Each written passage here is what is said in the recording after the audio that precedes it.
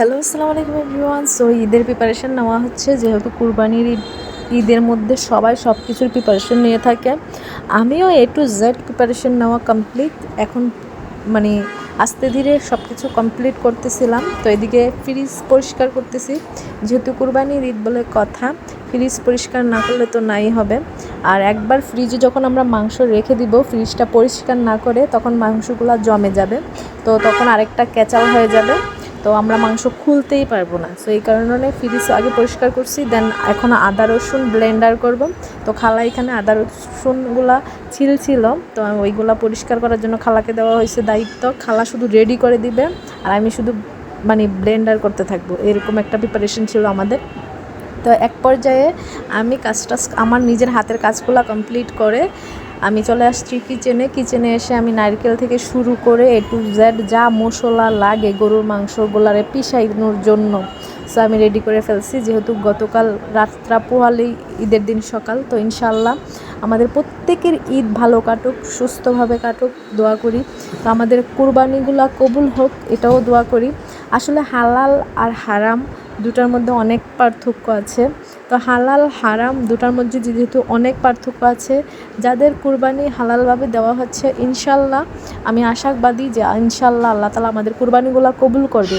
আর আমাদের বর্তমান সমাজে হালাল আর হারামের কথা আমি বলতে গেলে 80% মানুষের ইনকামের মধ্যেই ভেজাল আছে। তো ইনকামে ভেজাল নাই এমন কোনো পার্সন নাই, 80% মানুষ আপনার ইনকামে ভেজাল আছে, আমি যেটা মনে করি। এখন কিভাবে মনে করি, কী কারণে মনে করি, ওইটা আমি আবার আরেকটা ভিডিওতে বা ব্লগে আপনাদের সাথে শেয়ার করব।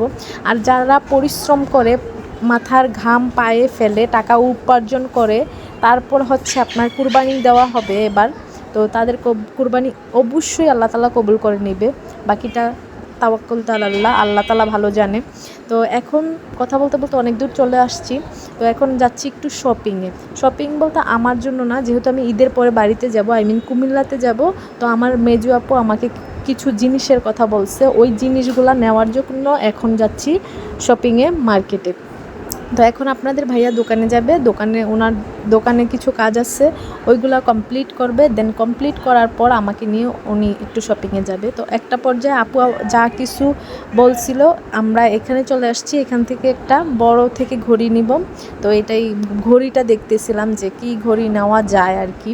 তো ঘড়িটা দেখতেছিলাম, ঘড়ি দেখতে দেখতে অনেকগুলো জিনিসপত্র দেখে ফেলছি, যেটা দেখে ওইটাই ভালো লাগে। তো আপুর জন্য আপুর ওই সিলেক্ট করা আমি আপুকে মেসেঞ্জারে পাঠাইছি। আপু ওইখান থেকে শিওর করছে যে কোন ঘড়িটা নিব। তো ওইখান থেকে দাম কষাকষি করে ইনশাল্লাহ আমাদের একটা ঘড়ি নেওয়া হয়ে গেছে। আর বিশেষ করে ভাইয়া আমাকে দেখেই চিনে ফেলছে যে আমি নাকি ব্লগ করি, আমার ব্লগ দেখে। সো এই জিনিসটা আমার কাছে খুব বেশি ভালো লাগছে, না একজন মানুষ পাওয়া গেছে যে আমাকে চিনে। আলহামদুলিল্লাহ, এখান থেকে আস্তে ধীরে আপুর বলা সকল জিনিসপত্র নিয়ে নিছি।